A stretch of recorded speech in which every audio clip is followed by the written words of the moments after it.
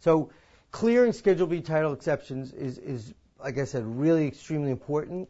It all should be done in between the time that the title report was produced and the day of the closing.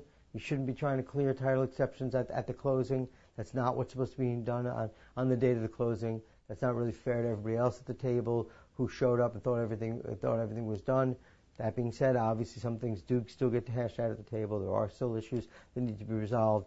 But if everybody's doing their job correctly, title company, buyer's attorney, seller's attorney, bank attorney, these things should be hashed out in the week, 2 weeks, 3 weeks, month, 60 days, whatever it might be, between the time the title report is issued and the time that the closing takes place. You need to clear any mortgages that you find on the property. Easiest one is a mortgage from an institutional investor. I've talked about this a couple of times. I'll just cover it very quickly because we've spent some time discussing it.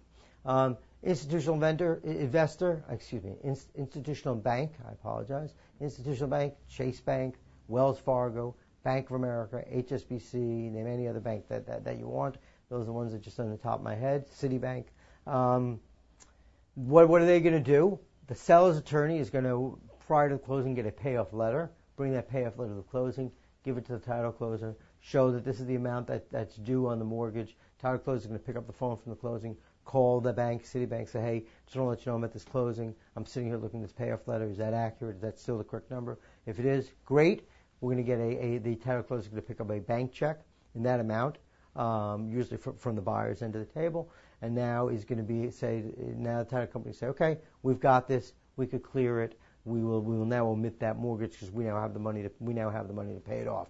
That's dealing with an institutional bank. Private mortgages are a completely different story and something you should really be aware of and something you should keep an eye on. What's a private mortgage? A private mortgage is any other mortgage given by somebody other than an institutional lender. Okay? Your friend, your buddy, somebody lent money. You know, other than Chase or Citibank or one of the biggies. Private mortgages are all over the place. Very common. Nothing wrong with them. Except we in the title industry feel very differently about private lenders than we feel about institutional lenders like the big banks I just mentioned. Why? Because we know with the big bank that if we get their payoff letter and it's not forged and it's real and we pick up the phone and we call them and we send them a check, that they're going to give us a satisfaction mortgage. We don't know that with a private lender, and in fact, private mortgages are a place where there could be real fraud and where there could be real problems. So if you see a title report and you see one of the mortgages is from John Smith, John Smith holds the mortgage and John Smith is owed a $200,000 mortgage, that's a private mortgage. And in that case, you ought to get on the phone and just give John Smith a heads up. Say, hey, John, just want to let you know we're going to be closing this thing in the next 15 days, 30 days, 45 days, 6 days, whatever it is. And you're going to actually have to bring the documents to the closing that are required. We need the original satisfaction mortgage at the closing.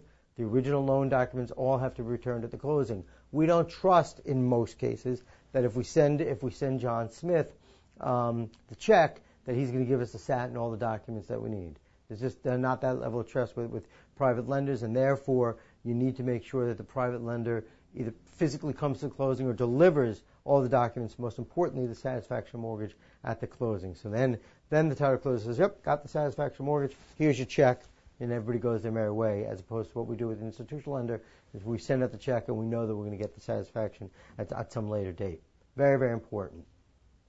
Prior title company clearance is something that you should understand. Oftentimes what will happen is party A is buying a house from party B, but for some reason when party A does their title report, turns out that C's mortgage